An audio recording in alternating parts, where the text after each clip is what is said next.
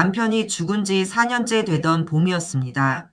63세의 저는 새벽 5시만 되면 저절로 눈이 떠졌어요. 알람도 필요 없었습니다. 오랫동안 누군가의 밥을 하고 누군가의 출근 시간을 맞추고 누군가의 눈치를 보며 살아온 몸은 이제 그 누군가가 없어도 먼저 아침을 열 줄 알았으니까요. 싱크대에 물을 틀면 오래된 배수관이 먼저 컥컥거렸습니다.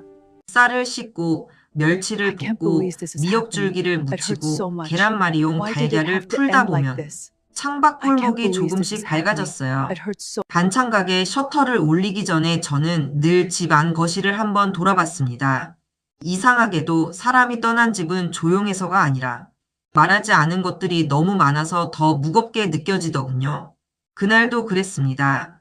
가게 문을 열기 전 다락방 정리를 해야겠다는 생각이 들었어요. 4년 동안 한 번도 손대지 못했던 상자들이 그대로 있었습니다. 남편이 쓰던 겨울 코트, 낡은 장부, 회사에서 받았다는 공로패, 그리고 손잡이 한쪽이 살짝 깨진 종이 상자. 먼지를 털어내고 상자를 열었을 때 제일 먼저 보인 건 하얀 백자 찻잔 2개였습니다. 결혼 1주년 때 누가 선물해 준 거였나? 언젠가 남편이 이런 건 아끼면서 써야지 하고 높은 찬장에 올려뒀던 잔이었어요. 하나는 멀쩡해 보였고 다른 하나는 햇빛에 비추자 잔 표면에 얇은 금이 길게 가 있었습니다. 저는 그 금을 한참 바라봤습니다. 멀쩡한 줄 알았는데 이미 오래전부터 깨져 있었던 거네요. 그 말이 입 밖으로 나오자 괜히 가슴이 답답해졌어요. 찻잔 아래에는 갈색 고무줄로 묶인 서류 봉투 하나가 놓여 있었습니다. 봉투를 열자 오래된 통장 사본과 카드 전표, 그리고 작은 열쇠 하나가 떨어졌어요. 열쇠에는 숫자가 적혀 있었습니다. 27번. 뭐지? 처음에는 아무 생각 없이 넘기려 했어요. 죽은 사람 물건 뒤지다 좋은 거 못 본다는 말 저도 평생 듣고 살았거든요. 하지만 이상했습니다. 반찬 가게 장부는 하나하나 다 정리해 두던 사람이 왜 이런 서류만 따로 숨기듯 묶어놨을까? 카드 전표를 한 장 집어들었습니다. 여성 의류 매장. 그 다음 장은 호텔 라운지. 그 다음 장은 목걸이 매장. 제 손이 멈췄습니다. 저는 평생 목걸이 하나 제대로 받아본 적이 없었습니다. 결혼기념일에도 생일에도 그런 거 챙길 형편이냐는 말만 들었어요. 그런데 남편은 누군가에게 목걸이를 샀더군요. 손끝이 저려왔습니다. 갑자기 다락방 공기가 숨막히게 답답해졌어요. 열쇠를 쥔 손에 땀이 배었습니다. 그때 아래층 현관문 벨이 울렸습니다. 띵동, 띵동. 한 번도 아니고 3번이나. 급히 내려가 문을 열었더니 시누이 정복네가 서 있었습니다. 남편보다 3살 많고 평생 교사로 살다가 정년 퇴직한 사람. 목소리는 늘 크지 않았지만 이상하게 사람을 얼어붙게 만드는 힘이 있었어요. 아직도 집 정리 안 했니? 인사도 없이 첫 마디가 그거였습니다. 가게 준비하다가요. 가게. 그 조그만 반찬 가게가 얼마나 바쁘다고. 복내 시누이는 신발도 제대로 벗지 않고 거실로 들어왔습니다. 그리고 익숙하다는 듯 집안을 훑어봤어요. 마치 제가 아니라 자기가 주인인 것처럼. 동생 죽은 지도 4년이야. 이제는 정리할 건 정리해야지. 무슨 말씀이세요? 저는 이미 알 것 같으면서도 물었습니다. 복내 시누이는 소파에 앉지도 않고 서서 말했어요. 이 집 말이다. 명의가 전부 재현이 앞으로 돼 있었잖니. 너도 나이 들었고 자식도 없고 혼자 살기엔 넓어. 이번 기회에 정리하고 작은 데로 가는 게 맞지 않겠니? 제 귀 안이 순간 멍해졌습니다. 아, 시작이구나. 남편 살아있을 때는 한 번도 대놓고 이런 말을 안 하더니 죽고 나니까 이제 본색을 드러내는구나. 저는 아무 말도 하지 못했습니다. 복내 시누이는 그 침묵을 제 약함으로 받아들였는지 한마디를 더 얹었어요. 좋게 얘기할 때 생각해봐. 문이 닫히고 나서야 저는 벽을 짚었습니다. 다리에 힘이 풀렸어요. 다락방에서 찾은 서류, 금이 간 찻잔, 그리고 집을 비우라는 시누이의 말. 그날 처음으로 생각했습니다. 혹시 내 결혼은 내가 믿었던 것보다 훨씬 더 오래전부터 금이가 있었던 건 아닐까? 27번 열쇠가 자꾸 신경 쓰였습니다. 가게에서 호박전을 뒤집다가도, 콩작 안에 윤기를 내다가도, 손님에게 반찬통을 건네다가도, 주머니 속에 넣어둔 그 작은 열쇠가 자꾸만 존재를 알렸어요. 결국 이틀 뒤 저는 가게 문을 평소보다 일찍 닫았습니다. 열쇠에 적힌 숫자와 비슷한 곳을 떠올려 보니 남편이 예전에 이용하던 동네 은행 지점에 사물함이 있었습니다. 저는 한참을 은행 앞에 서 있다가 겨우 들어갔어요. 사물함 확인 좀 하려고요. 직원은 서류 몇 장을 확인하더니 예전 계약자의 보관 기간이 만료되어 유족 확인 후 열 수 있다고 했습니다. 제 이름과 신분증을 적고 서명하는 동안 손이 얼마나 떨리던지 글씨가 자꾸 비뚤어졌습니다. 사물함 문이 열리는 소리는 아주 작았는데 이상하게 제 인생 어디선가 뭔가 무너져 내리는 소리처럼 크게 들렸습니다. 안에는 작은 천 주머니와 편지 봉투 그리고 오래된 수첩 하나가 들어 있었습니다. 편지 봉투 안에는 사진 한 장, 남편이었습니다. 그리고 제 옆이 아닌 다른 여자 옆에서 웃고 있는 남편. 저는 그 웃는 얼굴을 보고 한참 움직이지 못했습니다. 40년을 같이 살았는데 저런 표정을 저는 본 적이 없었어요. 사진 속 남편은 어깨를 살짝 기울인 채 여자의 쪽을 보고 있었고 여자는 남편 팔짱을 낀 채 웃고 있었습니다. 둘 사이가 어떤 관계인지는 굳이 설명이 없어도 알 수 있었습니다. 사진 뒷면에는 날짜와 글씨가 적혀 있었어요. 당신이 있어 늦은 인생이 따뜻했습니다. 저는 그 자리에서 주저앉고 싶었습니다. 늦은 인생이 따뜻했다니. 그럼 내 인생은 뭐였을까요? 당신이 따뜻하다고 느낀 시간 동안 나는 왜 그렇게 춥게 살았을까요? 천 주머니 안에는 금목걸이 보증서와 귀걸이 영수증, 그리고 적지 않은 현금 인출 내역이 들어 있었습니다. 받는 사람 이름은 적혀 있지 않았지만 이 정도면 모른 척 할 수 있는 수준이 아니었어요. 그날 집에 돌아온 저는 싱크대 앞에 서서 한참 설거지만 했습니다. 깨끗한 그릇을 또 씻고 이미 닦아놓은 컵을 다시 닦고 행주를 물에 적셨다가 짰다가 아무 의미 없는 동작만 반복했어요. 숨을 쉬면 울음이 터질 것 같아서 40년 동안 저는 제가 참아야 하는 사람이라고 생각했습니다. 남편이 무뚝뚝한 건 원래 그런 성격이라 여겼고 제 생일을 까먹는 건 먹고 살기 바빠서 그런 줄 알았고 부부 사이가 늘 식어 있는 건 나이 들면 다 그런 줄 알았습니다. 그런데 아니었더군요. 그 사람은 저랑 살면서만 차갑고 다른 여자에게는 따뜻했습니다. 며칠 뒤 동네 시누이가 또 왔습니다. 생각은 해봤니? 저는 이번엔 물 한 잔도 내오지 않았습니다. 손님도 아닌데 왜 제가 상을 차려야 하나 싶더군요. 아직요? 아직이 아니라 빨리 해야지. 나도 정리할 게 많아. 형님이 정리할 게 왜 있어요? 여기 제 집이기도 한데요. 동네 시누이 얼굴이 굳었습니다. 그 사람은 제가 그렇게 말할 줄 몰랐던 모양이었어요. 내 집? 명의 봤니? 법이라는 게 그래. 감정으로 되는 게 아니야. 그 말에 저는 피식 웃었습니다. 정말 이상했어요. 울어야 할 상황인데 자꾸 웃음이 나더군요. 감정으로 되는 게 아니라고. 그 집 장만할 때 제 친정어머니 금반지 팔아보탠 건 감정이었을까요? 남편 월급 밀렸을 때 밤마다 봉투 접기 부업해서 관리비 낸 건 감정이었을까요? 시댁 제사, 병수발, 손님 치레, 그 집의 밥 냄새와 사람 냄새를 채워넣은 40년은 다 감정이라서 값이 없는 걸까요? 저는 그 말을 차마 다 하지는 못했습니다. 아직은 입안에서만 맴돌았어요. 동네 시누이는 돌아가며 마지막으로 말했습니다. 괜히 버티다가 보기 싫은 꼴 만들지 말고 내 나이에 법 들먹이는 거 추해. 문이 닫히고 저는 한참 서 있었습니다. 추한 건 누구일까? 사랑도 못 주고 진실도 안 주고 끝나고 나서는 집까지 빼앗아 가려는 사람들이 정말 깨끗한 걸까? 그날 밤 저는 결국 오랜 친구 정순애에게 전화했습니다. 순애야? 미수가. 웬일이야? 저는 입을 열지 못했어요.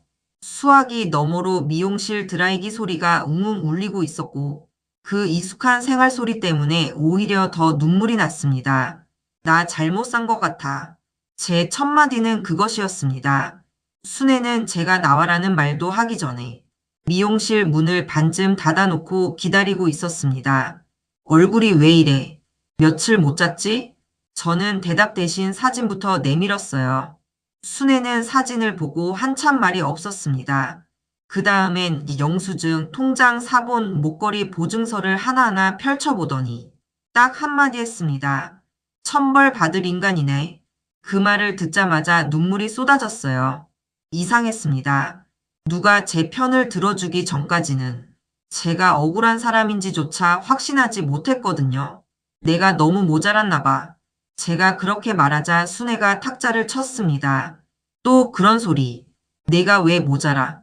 잘못한 건 그 인간이지. 네가 밥 해줬지, 제사 지냈지, 시부모 병원 모셨지, 집안 행사 다 챙겼지. 그런데 모자랐다고 누구 기준으로? 저는 손수건으로 코를 막은 채 고개를 숙였습니다. 사진 속에서 웃고 있더라. 나한테는 한 번도 저렇게 안 웃었어. 순애가 제 손을 잡았습니다. 그건 내 잘못이 아니라 그 인간 인성 문제야. 저는 한참을 울었습니다. 죽은 남편 욕을 이렇게 실컷 들은 건 처음이었어요. 사람이 죽으면 좋은 말만 하라는 소리 속에서 살다 보니 억울해도 억울하다고 말할 수가 없었거든요. 그리고 집 문제. 순애는 제가 시누이 얘기를 꺼내자 표정이 싹 바뀌었습니다. 그건 그냥 넘기면 안 돼. 법률 상담부터 받아. 무서워. 무서워도 받아. 네가 평생 무서워서 참은 결과가 지금이잖아. 그 말이 가슴을 찔렀습니다. 맞았습니다. 저는 늘 무서웠어요. 시집에서 찍힐까 무서워 말 못했고, 남편이 더 차가워질까 무서워 묻지 못했고, 아이 문제로 또 상처받을까 무서워 병원도 혼자 갔고, 세상이 나를 흉볼까 무서워 모든 걸 덮었습니다. 그런데 그렇게 참아서 남은 게 뭐였을까요? 다음날 저는 순애가 소개한 변호사 사무실에 갔습니다. 50대 후반쯤 되어 보이는 여자 변호사였는데 제 얘기를 아주 조용히 끝까지 들어주더군요. 집 자금 형성에 기여한 내역, 혼인기간, 배우자 사망 이후 상속 관계를 모두 봐야 합니다. 그는 서류를 넘기며 말했습니다. 무조건 나가야 하는 상황은 아닙니다. 특히 혼인 유지에 대한 기여, 생활 유지 기여, 자금 일부 입증 가능성이 있으면 주장할 수 있는 부분이 있습니다. 저는 그 말이 잘 믿기지 않았어요. 저도 권리가 있나요? 변호사는 저를 똑바로 봤습니다. 당연히 있죠. 왜 없다고 생각하셨어요? 그 말에 저는 대답하지 못했습니다. 제가 그걸 너무 오래 몰랐기 때문이에요. 평생 저는 누군가 허락해야만 살아도 되는 사람처럼 살았거든요. 상담을 마치고 나오는 길, 햇살이 너무 눈부셔서 한동안 눈을 뜰 수 없었습니다. 그날 처음으로 결심했습니다. 아무리 늦었어도 이번엔 내가 나를 버리지 말자고. 그 남자는 원래도 가게에 오던 손님이었습니다. 이름은 한정우, 66세. 퇴직한 후 동네 도서관에서 자원봉사를 하고 일주일에 한두 번쯤 제 가게에 들러 두부조림이나 열무김치를 사가는 사람이었어요. 키가 크거나 특별히 눈에 띄는 사람은 아니었지만 이상하게도 말투가 조용했습니다. 상대방을 몰아붙이지 않는 사람 특유의 느린 템포가 있었어요. 오늘은 고등어 조림 있습니까? 네, 방금 했어요. 그럼 작은 걸로 하나 주세요.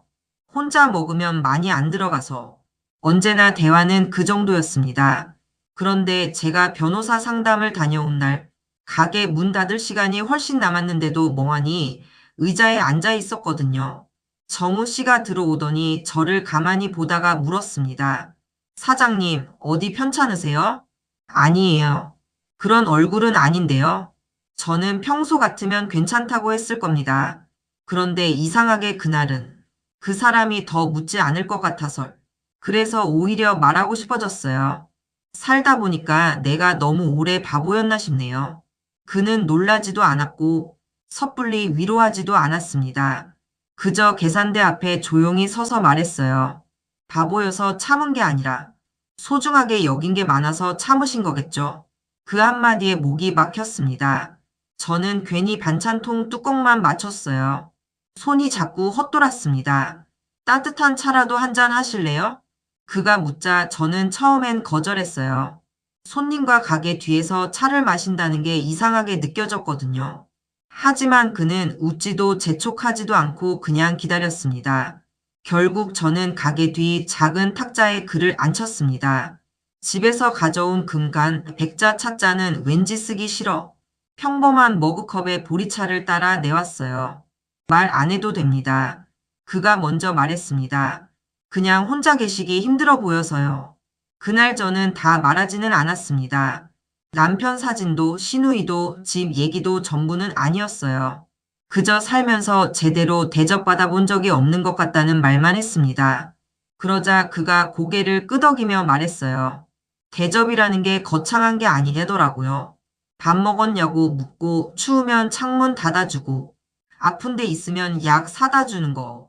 그런 걸 안 받으면 사람은 자꾸 자기가 없는 사람처럼 느껴집니다. 없는 사람. 그 표현이 제 가슴에 꽂혔습니다. 맞아요. 저는 오랫동안 집안에 있으면서도 없는 사람처럼 살았습니다. 제사상은 차렸지만 제 생일상은 없었고 남편 셔츠는 다렸지만 제 외투는 늘 마지막이었고 누구 허리 아프면 병원 예약은 해주면서 정작 제 무릎 통증은 참고만 살았어요. 정우 씨는 차를 다 마시고 일어나면서 작게 말했습니다. 힘든 일 있으시면 굳이 설명 안 하셔도 됩니다. 그냥 제가 반찬 사러 좀 자주 오면 되죠. 그 말을 듣고 저는 혼자 웃었습니다. 참 이상한 사람이었어요. 돕겠다는 말도 아니고 해결해주겠다는 말도 아니고 그냥 오겠다는 말. 그런데 그 말이 그 어떤 위로보다 덜 부담스럽고 더 따뜻했습니다. 그 뒤로 그는 정말 자주 왔습니다. 어떤 날은 두부조림을 사갔고 어떤 날은 반찬은 안 사고 귤 한 봉지를 내려놓고 갔어요. 시장 갔다가 샀는데 혼자 많아서요. 어떤 날은 가게 앞 화분이 쓰러져 있으면 아무 말 없이 세워주고 비 오는 날이면 셔터 내릴 때까지 기다렸다가 제 우산을 펼쳐주기도 했습니다. 그 사람은 한 번도 저를 불쌍하게 보지 않았어요. 그게 참 고마웠습니다. 변호사 사무실에서 추가 서류를 준비해 오라고 했습니다. 집 자금과 관련된 걸 찾다 보니 다락방 말고도 안방 장롱 깊숙한 서랍까지 뒤지게 됐어요. 그러다 오래된 봉투 하나를 발견했습니다. 봉투 겉면에는 제 친정어머니 글씨로 미수가 정말 힘들 때 써라 라고 적혀 있었습니다. 손이 떨렸습니다. 어머니는 돌아가신 지 오래였고 그 글씨를 보는 순간 갑자기 18살 때로 돌아간 것 같았어요. 봉투 안에는 오래된 은행 입금표 사본과 편지가 들어 있었습니다. 네가 시집살이 힘들다 말은 안 해도 눈이 다 말해준다. 이 돈은 엄마 금붙이 정리한 거다. 네가 남편이랑 살 집이라고 하니 보태 써라. 시집에 생색내지 말고 내 마음 다치지 않게만 살아라. 저는 그 자리에서 울음을 터뜨렸습니다. 그 집 계약금 일부가 제 친정어머니가 금가락지를 팔아보낸 돈이었다니. 그런데도 저는 40년 동안 시댁이 마련해준 집에서 사는 사람처럼 숨죽이고 살았습니다. 그때 변호사에게 보낼 자료를 찾다. 남편이 예전에 받은 건강검진 파일도 발견했어요. 버리려다가 이상하게 낯익은 병원 로고가 보여 펼쳐봤죠. 그리고 그 안에서 저를 완전히 무너뜨리는 문장을 봤습니다. 남성 불임 관련 추가 검사 권고, 배우자에게 설명 권장, 날짜는 결혼 7년 차였습니다. 그 무렵 저는 시어머니에게서 아기 못 낳는 여자라는 말을 가장 많이 듣던 때였어요. 한약도 먹고 병원도 다니고 민간요법이란 민간요법은 다 해봤습니다. 남편은 늘 바빠서 같이 못 간다고 했고 문제가 있으면 내 몸부터 보라고만 했습니다. 그런데 문제가 제 몸만은 아니었던 거예요. 아니, 어쩌면 제 몸에 문제조차 없었을 수 있었어요. 저는 서류를 든 채 주저앉았습니다. 심장이 너무 빨리 뛰어서 토할 것 같았습니다. 40년 동안 저는 아이를 못 가진 죄책감까지 혼자 짊어지고 살았어요.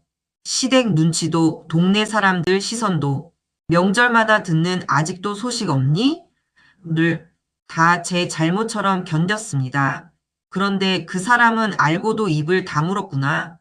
그 사실을 정우 씨에게 처음 말한 날, 저는 제 입술을 몇 번이나 깨물어야 했습니다. 저 사람 알고 있었던 거예요. 뭘요? 애 문제요. 저는 서류를 내밀었고, 정우 씨는 천천히 읽었습니다. 그의 얼굴이 서서히 굳어졌어요. 이걸 사장님은 지금 처음 보신 겁니까? 네. 제 목소리가 갈라졌습니다. 나는 평생 내 몸이 잘못된 줄 알았어요. 그래서 더 말 못했어요. 사랑도 못 받는데 아이도 못 낳는 사람이라고 생각하니까 내가 더 낮아져야 하는 줄 알았어요. 정우 씨는 한참 말이 없었습니다. 그리고 아주 천천히 조심스럽게 제 앞에 앉았어요. 사장님, 네, 그건 사기당한 겁니다. 저는 눈을 들었습니다. 결혼도 가족도 인생도 다 사장님 혼자 성실하게 믿었는데 상대가 진실을 안 줬잖아요. 그럼 그건 사기죠. 그 말이 이상하게 저를 일으켜 세웠습니다. 배신, 은폐, 침묵. 제가 당한 건 단순한 무정함이 아니라 제 인생을 속인 일이었구나. 그날 밤 저는 처음으로 남편 영정 사진을 뒤집어 놓았습니다. 미안하지 않았어요. 오히려 너무 늦어서 화가 났습니다. 행복이라는 건 참 겁이 많더군요. 조금 좋아질만 하면 금세 도망갈 준비를 하는 것처럼 느껴졌습니다. 정우 씨와 가게 문을 같이 닫고 근처 국수집에서 잔치국수를 먹고 돌아오던 날이었어요. 오랜만에 따뜻하다는 기분이 들었습니다. 같이 걷는 발걸음 소리, 국물 먹고 뜨거워진 속, 내일 비 온다네요. 같은 시시한 말들, 그런 평범한 것들이 저를 살게 했습니다. 그런데 다음날 오후 우편함에서 두꺼운 봉투 하나가 나왔습니다. 보낸 사람은 복내 신우이. 안에는 내용 증명이 들어 있었습니다. 집 비워라. 상속 재산 정리하자. 협의 안 되면 법적 조치하겠다. 글자는 딱딱했지만 뜻은 명확했습니다. 나가라. 내 자리는 없다. 저는 가게 안의자에 주저앉았습니다. 손님이 들어와도 못 본 척할 뻔했어요. 머리가 하얘졌습니다. 이제 겨우 숨 좀 쉬나 했는데, 이제 겨우 내가 잘못 산 게 아니라는 걸 알았는데, 이제 겨우 누군가 앞에서 눈치 안 보고 밥 한 끼 먹었는데, 또 무너지는 건가? 그날 저녁 정우 씨가 제 얼굴을 보자마자 물었습니다. 무슨 일 있죠? 저는 대답 대신 봉투를 내밀었습니다. 그는 끝까지 읽고 나서 아주 조용히 말했어요. 혼자 계시면 안 되겠네요. 저 때문에 괜히. 그런 말 하지 마세요. 그 사람 목소리가 처음으로 조금 높아졌습니다. 왜 자꾸 본인이 짐이라고 생각하세요? 사장님한테 일어난 일을 사장님 탓처럼 말하지 마세요. 저는 입을 다물었습니다. 혼나서가 아니라 그 말이 너무 정확해서요. 정우 씨는 한참 뒤 조금 누그러진 목소리로 말했습니다. 내일 저랑 같이 변호사 사무실 갑시다. 괜찮아요. 혼자 갈게요. 왜요? 괜히 제 일에 휘말리시잖아요. 그는 한숨을 아주 작게 내쉬었습니다. 사장님은 아직도 누가 옆에 있어주는 걸 민폐라고 생각하네요. 저는 그 말을 부정할 수 없었습니다. 그는 잠시 저를 바라보다가 제 손등 위에 자기 손을 올렸습니다. 깜짝 놀랄 만큼 따뜻했어요. 저는요, 사장님이 우는 얼굴보다 반찬통 닫으면서 멍해 있는 얼굴이 더 마음 아픕니다. 그 얼굴 더는 보고 싶지 않아요. 그날 저는 아주 오래 울었습니다. 억울해서 우는지, 누군가가 제 편이라는 게 믿기지 않아 우는지 저도 몰랐어요. 다음날 변호사 사무실에서 저는 어머니 편지와 입금표, 건강검진 서류, 사진, 영수증을 모두 냈습니다.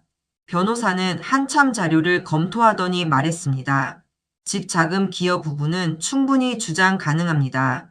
그리고 이 불임 관련 자료는 직접적인 재산권 분쟁 문서와는 다르지만 가족관계와 혼인 유지 과정에서의 기망, 정서적 손해를 보여주는 중요한 정황입니다. 저는 그 말보다 옆에서 정우 씨가 했던 말이 더 오래 남았습니다. 같이 갑시다. 그 말 하나가 내용 증명보다 더 센 힘이 있었습니다. 복내 신우이는 예고 없이 집에 찾아왔습니다. 토요일 저녁이었어요.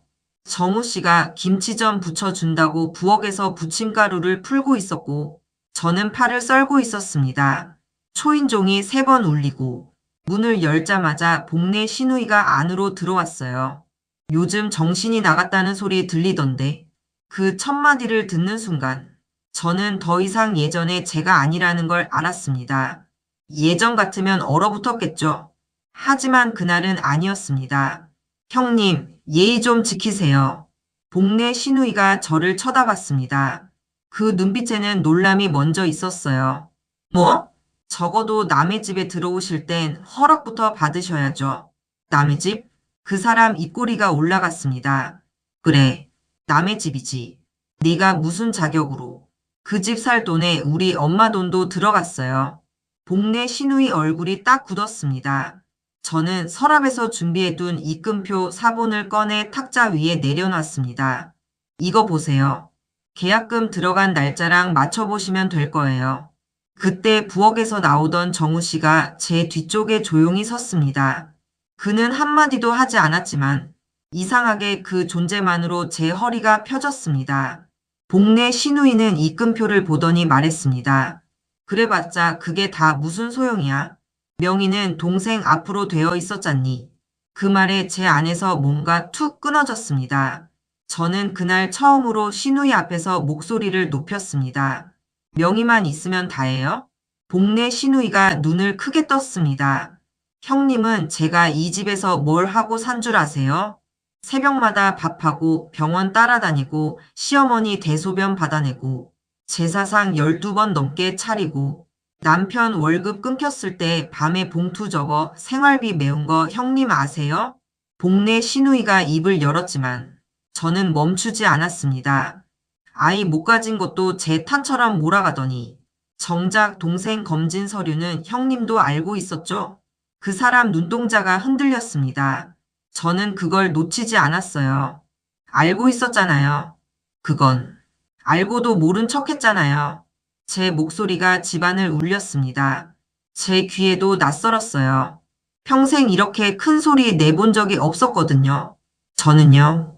제가 모자라서 아이를 못 가지는 줄 알고 살았어요. 그래서 더 죄인처럼 살았어요. 그런데 동생은 검사 결과 알고 있었더라고요. 형님도 눈치챘잖아요. 그런데 왜 아무도 나한테 말 안 했어요? 복내 시누이는 처음으로 시선을 피했습니다. 집안 체면 때문에요? 동생 자존심 때문에요? 그럼 제 인생은요? 저는 40년 동안 누구 체면 지키려고 바보처럼 산 거예요? 숨이 차서 가슴이 아팠습니다. 하지만 멈출 수 없었어요. 게다가 바람까지 폈더라고요. 다른 여자랑 웃으면서 나한테는 한 번도 안 웃던 사람이. 복내 시누이 얼굴이 하얗게 질렸습니다. 아마 사진까지 있는 줄은 몰랐을 겁니다. 형님은 늘 제가 조용하니까 아무 말도 못할 줄 아셨죠. 근데 저도 사람이에요. 저도 억울하고, 저도 분하고, 저도 상처받습니다. 정적이 흘렀습니다. 부엌에서 기름 냄새가 아주 희미하게 퍼지고 있었고, 싱크대 물방울 떨어지는 소리가 또렷하게 들렸어요.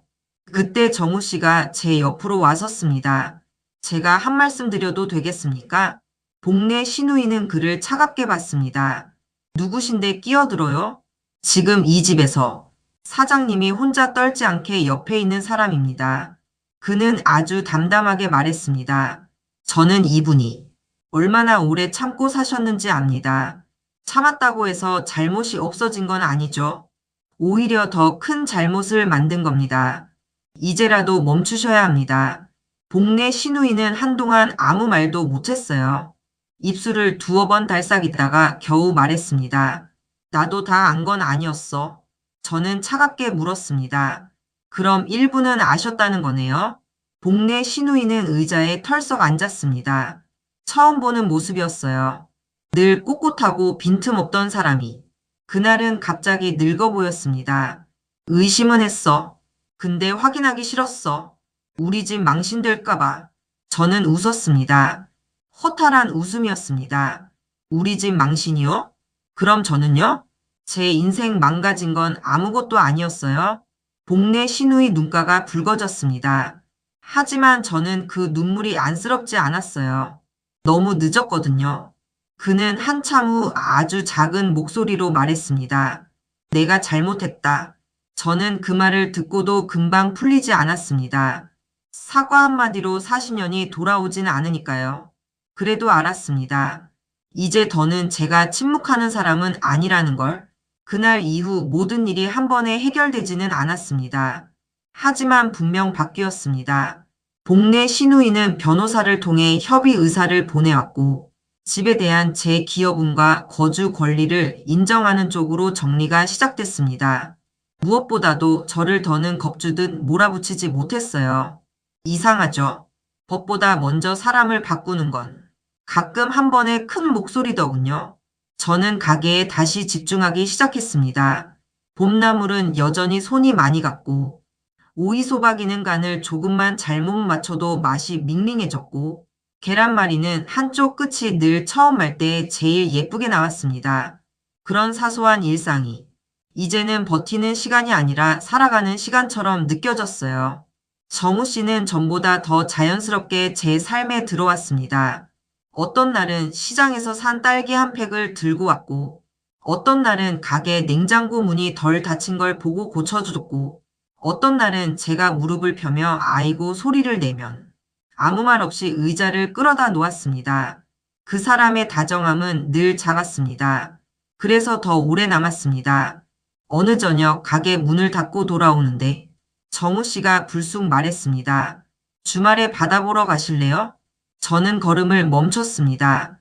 바다요? 네. 멀지 않은 데로. 점심 먹고 바람 쐬고 해 지기 전에 돌아오면 됩니다. 저는 웃으며 말했습니다. 이 나이에 무슨. 그러자 그가 바로 대답했어요. 그 말 이제 그만하세요. 저는 그를 봤습니다. 이 나이에 뭐가 어때서요? 이 나이에도 바람 좋고, 이 나이에도 맛있는 거 먹으면 좋고, 이 나이에도 누가 옆에 있으면 덜 외로운 건 똑같은데. 그 말에 저는 더 이상 거절하지 못했습니다. 토요일 우리는 서해 바다로 갔습니다. 차 안에서는 별말이 없었어요. 라디오에서 흘러나오는 옛 노래를 듣다가 가끔 서로 같은 구절에서 따라 부르고 휴게소에서 호두과자를 사 나누고 창밖으로 지나가는 봄들판을 바라봤습니다. 바다에 도착하자 바람이 셌습니다.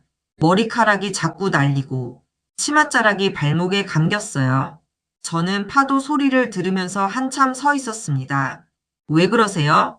정우 씨가 묻자 저는 웃으며 울었습니다. 그냥 내가 아직도 살아있구나 싶어서요. 그는 제 옆에 서서 잠시 말이 없더니 손을 내밀었습니다. 그럼 남은 생도 살아보셔야죠. 저는 그 손을 보다가 천천히 잡았습니다. 따뜻했습니다. 그날 집에 돌아와 찬장 위를 정리하다 다락방에서 내려온 그 금간 백자 찻잔을 다시 꺼냈습니다. 한참 들여다보다가 결국 두 잔의 차를 따랐어요. 정우 씨가 웃으며 말했습니다. 하나는 금이 같네요. 저는 고개를 끄덕였습니다. 네. 근데 아직 쓰겠더라고요. 그가 제 말을 천천히 받아주었습니다. 금이 같다고 버릴 것만은 아니죠. 저는 그 찻잔을 바라보며 생각했습니다. 맞아요. 깨졌다고 끝난 건 아니었어요. 다만 어디가 금이 갔는지 이제야 보였을 뿐이죠. 몇 달 뒤 복내 시누이에게서 전화가 왔습니다. 목소리는 예전보다 많이 낮아져 있었습니다. 미수가, 네, 형님. 그동안 많이 생각했다. 저는 말없이 들었습니다. 집 문제는 네가 사는 걸로 정리하자. 법적으로도 그렇게 하기로 했어. 그리고 그동안 미안했다. 저는 금방 용서하지는 않았습니다. 하지만 그 사과를 들으며 알았어요. 적어도 이제는 누가 제 삶을 대신 정의하지 못하겠구나. 전화를 끊고 한참을 서 있는데 정우 씨가 묻더군요. 좋은 소식입니까? 저는 고개를 끄덕였습니다. 네, 이제 진짜 끝난 것 같아요. 그는 제 어깨를 가볍게 감싸 안았습니다. 그 품에 기대는 일이 이제는 어색하지 않았습니다. 그날 밤 저는 처음으로 그에게 말했습니다. 정우 씨, 네, 나 이제 좀 덜 무서워요. 그는 잠시 웃더니 답했습니다. 그럼 됐습니다. 저는 그 말을 듣고 다시 생각했습니다. 사람이 사랑받는다는 건 거창한 고백이 아니라 무서워하지 않게 되는 일이구나. 예전에 저는 누군가의 아내였고 며느리였고 아이 없는 여자였고 말 없는 사람이었습니다. 지금의 저는 반찬 가게 사장이고 차를 너무 진하게 우려내는 사람이고 바다를 보고 울 줄 아는 사람이고 늦게 왔지만 다정을 알아본 사람입니다. 무엇보다도 이제는 제 이름으로 사는 사람입니다. 창밖에는 다시 봄이 왔습니다. 햇빛이 부엌 타일 위에 얇게 번지고 싱크대에 씻어놓은 미나리 잎이 반짝였습니다. 저는 금이 간 찻잔에 따뜻한 차를 따르며 생각했습니다. 늦었다고만 여겼던 세월 끝에도 이렇게 다시 시작하는 날이 오는구나. 너무 늦게 알게 된 것들이 많았습니다. 누가 나를 속였는지, 내가 무엇을 잃었는지, 내가 얼마나 오래 외로웠는지. 하지만 너무 늦게라도 알게 되어 다행인 것도 있었습니다. 내가 결코 가치 없는 사람이 아니었다는 것, 참는다고 사랑받는 건 아니라는 것, 그리고 늦게 피는 봄도 있다는 것. 저는 찻잔을 들고 천천히 창가로 갔습니다. 유리창에 비친 제 얼굴이 예전보다 조금 환해 보였어요. 그 얼굴을 보며 아주 작게 말했습니다. 이제부터는 나로 살자. 그리고 이번에는 아무도 그 말을 막지 못했습니다.